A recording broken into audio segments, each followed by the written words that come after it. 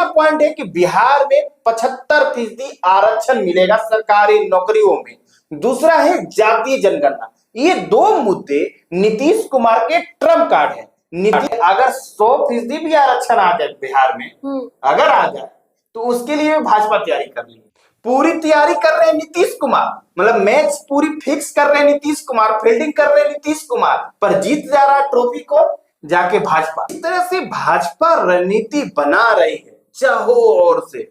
उस रणनीति में नीतीश कुमार फंस जाएंगे। तेजस्वी यादव चाह के भी A to Z कर ले, चाह के भी A to Z कर ले, तो A to Z करने में बीच में M और लास्ट के पहले Y होता है, XYZ।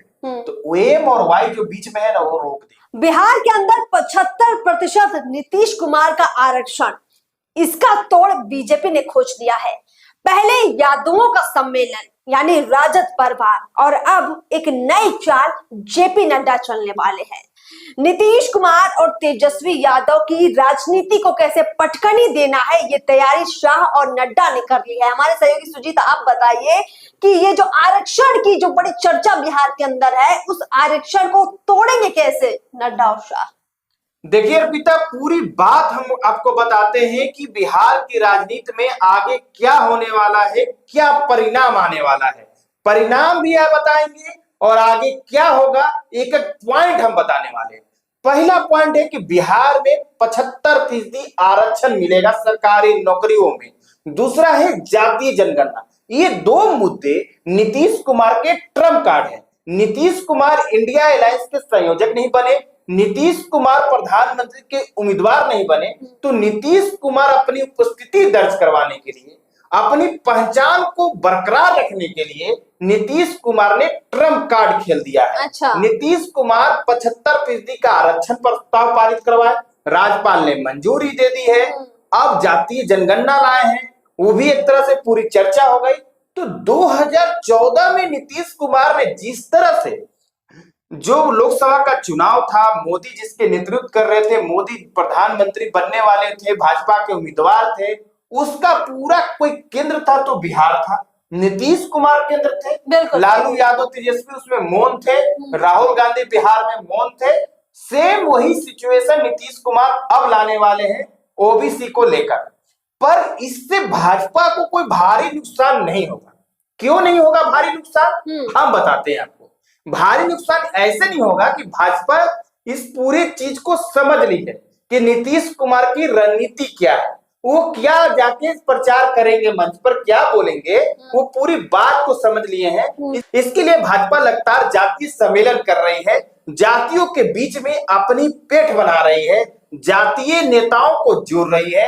अब देखिए बिहार में जीतन राम मांझी का क्या वजूद है, पर एक जातीय चेहरा है जीतन राम मांझी, नीतीश कुमार के सताए हुए हैं, और उससे ज्यादा नीतीश कुमार अब उनके बारे में काफी कुछ बोल दिए हैं, तो मोदी खुद उनका नाम लेके बोलते हैं। तो जितनी भी जातीय चीज बिहार में हो रही है ना, भाजपा उसको कैप्चर कर रही है, पूरी तैयारी कर रहे हैं नीतीश कुमार। मतलब मैच पूरी फिक्स कर रहे हैं नीतीश कुमार, फील्डिंग कर रहे हैं नीतीश कुमार, पर जीत जा रहा है ट्रॉफी को जाके भाजपा।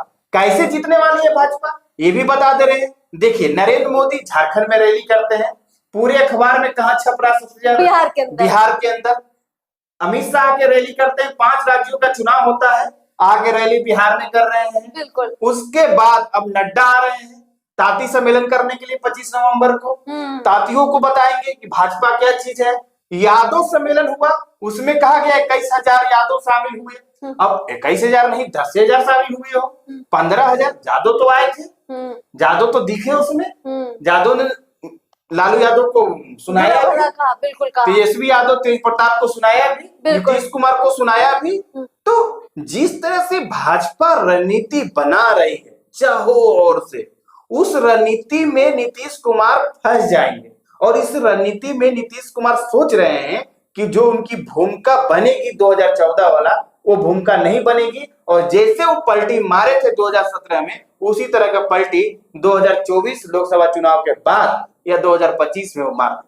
आप मतलब ये कुल मिलाकर कहना चाह रहे हैं कि बीजेपी समझ गई है कि बिहार को जीतना है, तो लालू यादव और नीतीश कुमार जिस रास्ते पर चलते आए हैं, अब उस रास्ते को हम अपना लेंगे और इनका रास्ता काट देंगे।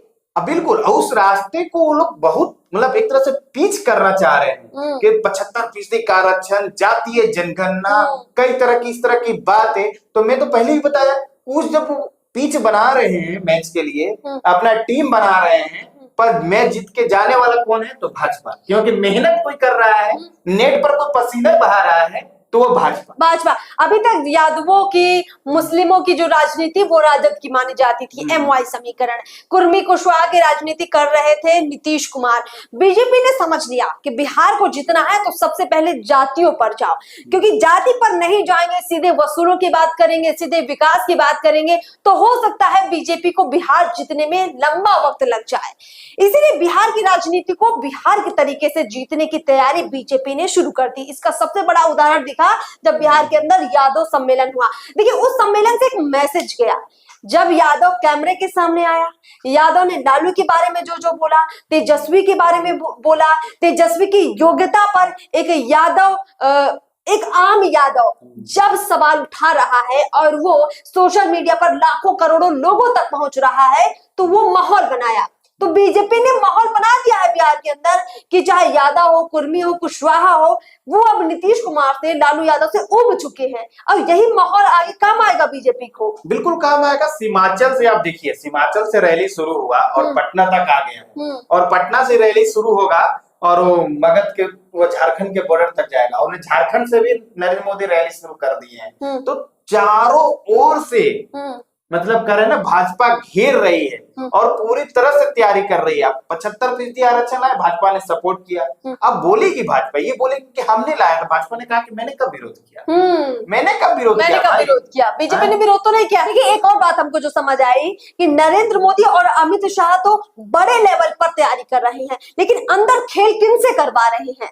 देखिए, नित्यानंद राय का आप नाम लीजिए, केंद्रीय गृह राज्य मंत्री हैं।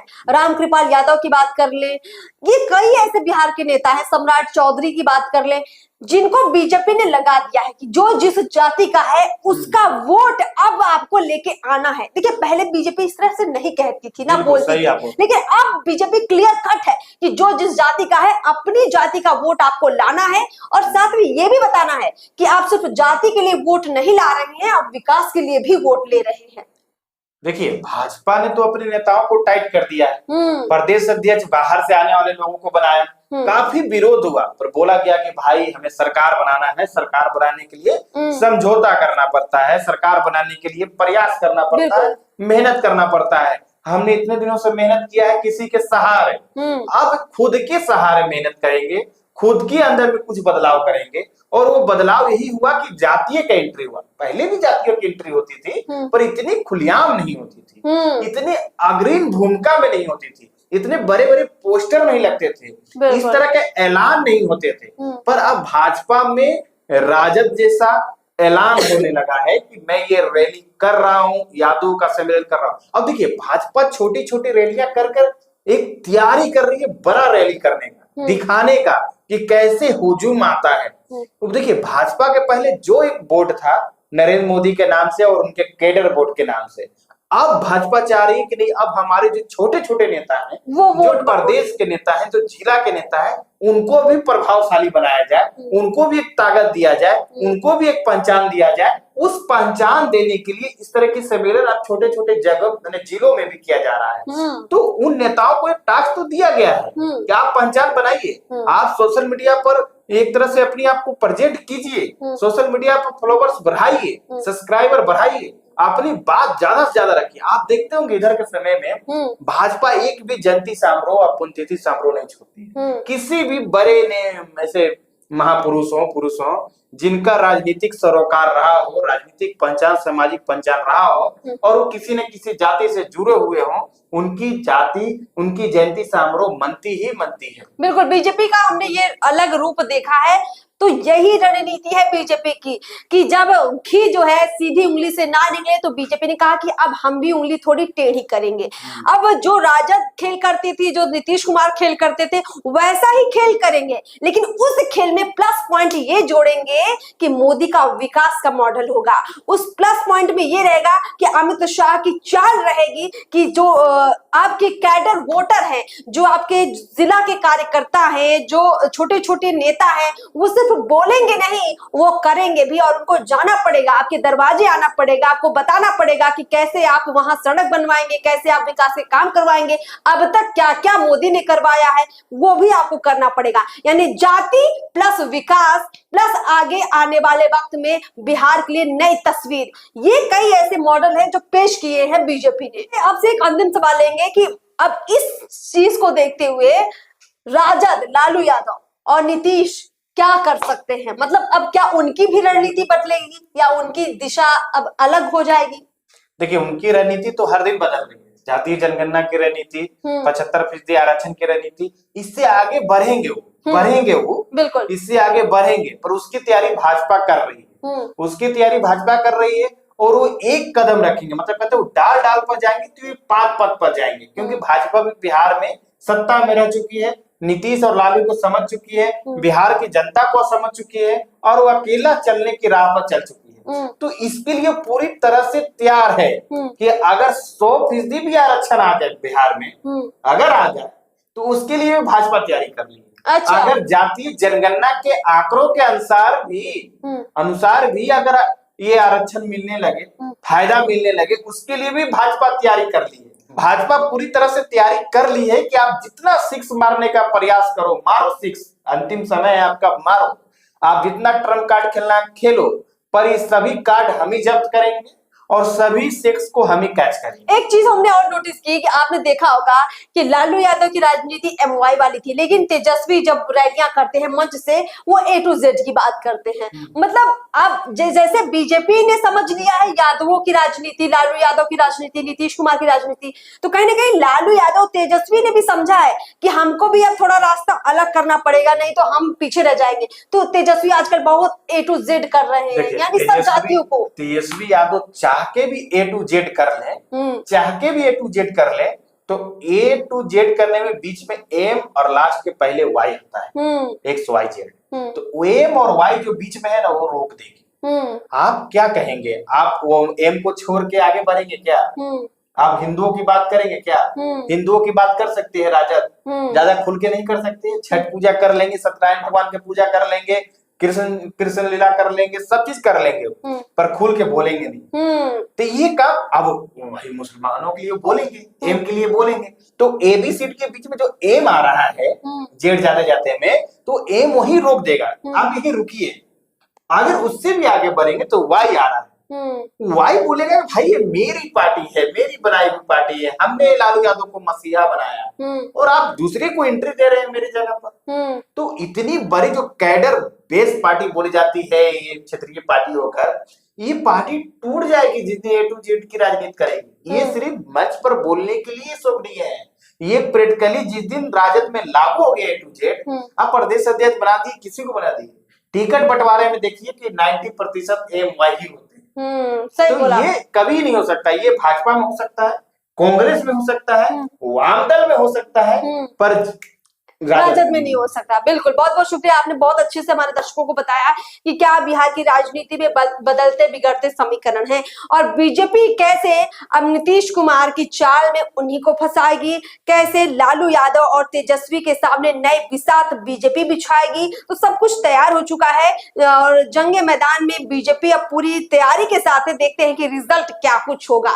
फिलहाल इस खास चर्चा में, विश्लेषण में इतना ही। चैनल को सब्सक्राइब जरूर कीजिए। नमस्कार।